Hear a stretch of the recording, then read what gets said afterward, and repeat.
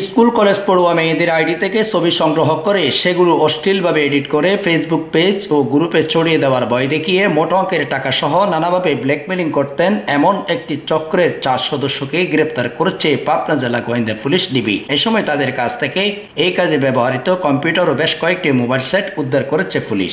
রবিবার 28 এপ্রিল দুপুরে পাবনা পুলিশ সুপারের কার্যালয়ে অডিটোরিয়ামে এক সংবাদ সম্মেলনে এইসব তথ্য জানান পাবনা পুলিশ সুপার আকবর আলী মুন্সি। সংবাদ সম্মেলনে অতিরিক্ত পুলিশ সুপার অর্থ ও প্রশাসন মাসুদ আলম, অতিরিক্ত police super crime and operation Ziaur Rahman, অতিরিক্ত পুলিশ সুপার সদর সার্কেল টিএম হাসিবুল বেনজির, সহকারী police super ASF Arjuma Akter, Pabna সদর থানার ভারপ্রাপ্ত কর্মকর্তা ওসি রোশন আলী ও পাবনা জেলা গোয়েন্দা ডিবি পুলিশের ভারপ্রাপ্ত কর্মকর্তা ওসি মোহাম্মদ ইমরান হোসেন তহিদ। পাবনা থেকে রিপোর্ট করেছেন Masud Rana, CNN Bangla 24 news desk. অনেকের কাছে ছোট মনে হতে পারে, কিন্তু বিষয়টি অত্যন্ত স্পর্শকাতর এবং বড় একটি বিষয়, যে বিষয় নিয়ে আপনাদের সামনে কথা বলার জন্য মূলত আপনাদেরকে আসলে আমরা ডেকেছি। আমরা বেশ কিছুদিন যাবৎ একটু অভিযোগ পাচ্ছিলাম যে বেশ কিছু পেজ খুলে ফেসবুকে সেখানে স্কুল পড়ুয়া বা কলেজ পড়ুয়া মেয়েদের ছবি নিয়ে তাদের তথ্য সংগ্রহ করে অথবা তাদের আইডি থেকে ছবি নিয়ে সেগুলোকে এডিট করে একটা অশ্লীল ভাবে উপস্থাপন করে তাদেরকে আবার ফোন দেওয়া হচ্ছে যে যদি এরকম এত পরিমাণ টাকা না দেওয়া হয় সেই ক্ষেত্রে আমরা এটি সোশ্যাল প্ল্যাটফর্মে অথবা তাদের গ্রুপে এটা ছেড়ে দিবে। এরকম ভাবে তাদের কাছ থেকে টাকা চাওয়া হচ্ছিল এবং বেশ কিছু জায়গায় এরকম অভিযোগ আমরা কয়েকটা জায়গায় টাকা লেনদেনও হয়েছে ইতিমধ্যে, অর্থাৎ টাকা দিয়েছে বাধ্য হয়ে। তো যখন আমরা দেখলাম যে মেয়েরা যখন আসলে এবং তারা বেশ বিমর্ষ, তাদের এই ছবিগুলো যদি তাদের নিকটজন পরিচিত জন, কারোর স্বামী, কারোর বাবা এখানে যদি যায় তাহলে তারা আত্মহত্যা করবে, এরকমও অনেকে আমাদের কাছে বলেছে যে আর আমাদের কোনো হাতে উপায় নেই। তো তার প্রেক্ষিতে আমরা আসলে আমাদের তখন এডিশনাল এসপি অ্যাডমিন এবং তার নেতৃত্বে যে ডিবি টিম, থানা সহ সকলে তখন এই বিষয় নিয়ে কাজ শুরু করে। সদর থানা এবং ডিবি টিম সম্মিলিতভাবে এডিশনাল এসপি অ্যাডমিনের নেতৃত্বে এই কাজ করার মাধ্যমে আমরা 4-5টি গ্রুপ পাই, ফেসবুক পেজ পাই যারা এই কাজগুলোর সাথে মূলত সম্পৃক্ত। তার মধ্যে exposure and confession centre Pabna, the boss, the roast house, সত্য কথনের ইসলাম এবং পাবনার অজানা তথ্য, এই গ্রুপগুলোকে আমরা অ্যাক্টিভ দেখি যে তারা এই ধরনের কাজের সাথে সম্পৃক্ত। সেখান থেকে আমরা প্রযুক্তির সহযোগিতা নেই এবং অনেক বেশ প্রায় 5-7 দিন যাবত এটি নিয়ে কাজ করা হয়। আসলে কাজ করে আমরা 3টি গ্রুপকে শনাক্ত করতে সক্ষম হই এবং তাদের যারা অ্যাডমিনের দায়িত্ব ছিল এবং টাকা ট্রানজাকশনের সাথে জড়িত ছিল তাদের মধ্যে এরকম 4 জনকে আমরা ধরতে পারি। তাদেরকে গ্রেপ্তার করা গেছে। তারা হলো exposure and confession centre Pabna, এটার অ্যাডমিন ইশতিয়াক আহমেদ রঙ্গন, মোহাম্মদ ইমান আহমেদ এবং মোহাম্মদ শাহরিয়ার কবির আকাশ, এবং সত্য কথা ইসলাম এবং দ্য বস পেজের অ্যাডমিন মোহাম্মদ হাসিবুল হাসান তন্ময়। এই 4 জনকে আমরা ধরতে পারি এবং তাদের কাছে যে মোবাইল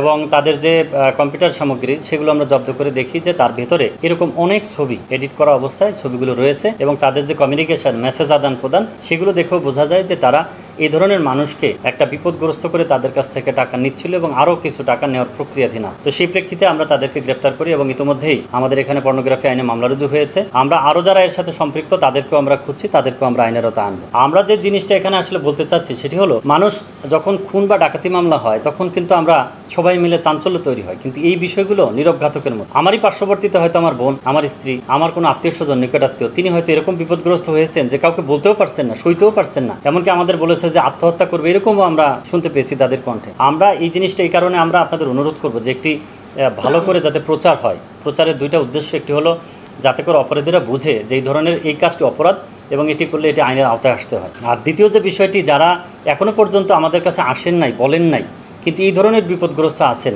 তারা যেন আমাদের প্রতি আস্থাশীল হয়ে আমাদের কাছে আসেন এবং আমাদেরকে বলেন।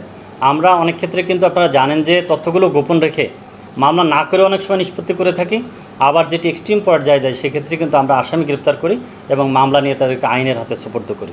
আমরা একটি অনুরোধ করতে চাই যে এই ধরনের তথ্য যদি কারোর কাছে থাকে বা কোনো ভুক্তভোগী থাকেন যিনি লজ্জায় বলতে পারছেন না, অনুগ্রহ করে আমরা বলবো যে আপনারা আমাদের সাথে যোগাযোগ করুন। আমরা গোপনীয়তার স্বার্থে আপনার বিষয়টিকে গোপন রেখে আইনি সহযোগিতা যেভাবে দেওয়া যায় আমরা সর্বোচ্চ চেষ্টার মাধ্যমে আইনি সহযোগিতা দিব। এটি হলো আমাদের বক্তব্য। আমরা চাই যে আপনাদের মাধ্যমে এই সচেতনতা বোর্ডটি তৈরি হোক এবং সকলে জানুক যে তারা এই আইনি সেবা পাবে এবং আসামি যারা তারা আইনের আওতায় আসবে। এটি আমাদের মূল মেসেজ। আমরা এখনও পর্যন্ত 15-20 জনের তথ্য জানি।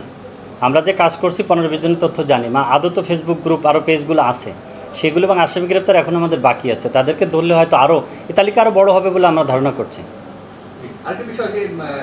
এটা হলো আসলে আমরা যখন এই তাদের যে ইলেকট্রনিক ডিভাইসগুলোকে আমরা ফরেন্সিকে পাঠাবো তখন কিন্তু কমিউনিকেশনগুলো সবই আমরা পাবো। পাওয়ার পরে এদের পেছনেও যদি কেউ থেকে থাকে যে হয়তো আসেনি ফ্রন্টে এখনও, তাদেরকে আমরা আইনের আওতায় আনতে পারি। এটা এদের মূলত আমরা দেখছি যে এরা মূলত পাবনা কেন্দ্রে, কিন্তু আমরা দেখেছি যে আসলে অপরাধী প্রথমে স্থানীয় জায়গা থেকে শুরু করে, এরপরে যখন মজা পায় তখন সে বাংলাদেশব্যাপী বিস্তৃত হয়। তো আমরা এখনও পর্যন্ত ভেতরে ঢুকি নাই, বাট যেগুলো পেয়েছি পাবনার কেসই পেয়েছি আমরা।